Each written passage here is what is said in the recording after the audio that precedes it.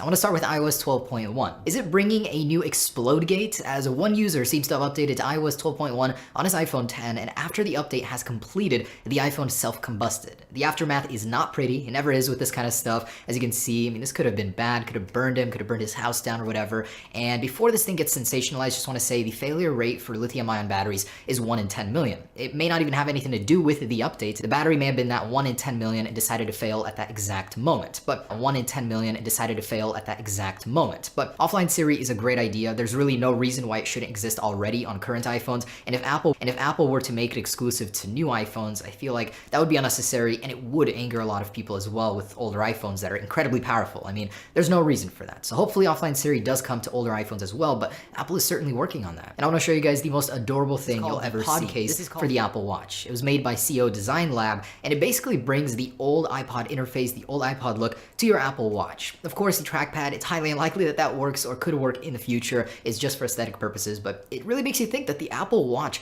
is what the iPod really became. It morphed into it. It's now sitting on your wrist, and putting it into this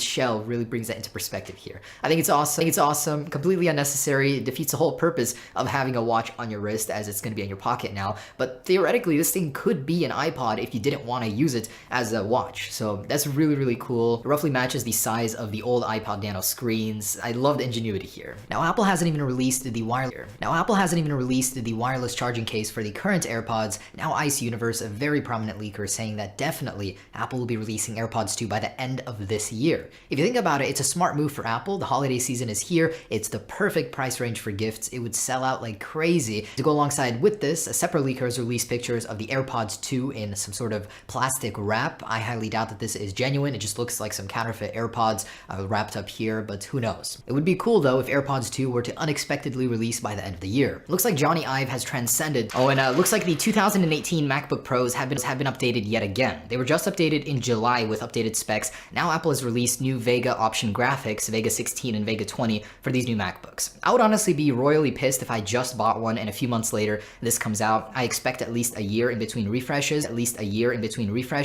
but it is cool that they added this option without waiting for the next year. It's a $250 and $350 respective option. It's well worth it. You should be upgrading the graphics cards to the full extent, in my opinion, as it does future-proof the machine, but it just sucks that it came so soon after the old refresh. And rumor has it that Mark Zuckerberg ordered some of his. In this case, for $50,000, the winners were actually able to remotely access an iPhone and recover some deleted photos from it. And that's a hold that they sent over to Apple that they're going to patch, of course. It was available in the latest iOS 12.1 update. So it's kind of crazy with all that security, with all those engineers working on iOS, there are still holes and such crazy ones being found all the time. Looks like Samsung is finally. The new iPad Pro comes with the new Apple Pencil, and in a teardown, iFixit has actually revealed that there's an entire grid inside that could be used for touch input. So that means there could be some more complex gestures coming in future updates of iOS. Apple kind of future-proofed it and added that whole mesh to a longer area than just previously suggested on the very tip. So we'll see about that. iOS may add new features. To the Apple Pencil as time goes on. And we all know that the Apple stock has been sliding. One of the contributing factors to that is a new report from Ming-Chi Kuo. He's saying that the iPhone XR is just not doing very well, and the estimates through September 2019 have been slashed from 100 million units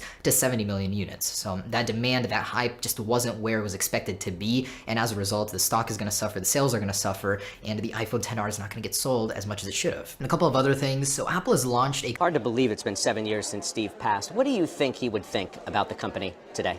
You know, it's hard to know a different person. I try not to get into people's personal lives and their thoughts. In my discussions with Steve Jobs, even when I met him, discussing philosophies of the world and how it works and what's right and wrong, I believe that he would be very happy with the company today, and it's concerned more with end users and putting people above technology. Steve always acted that way.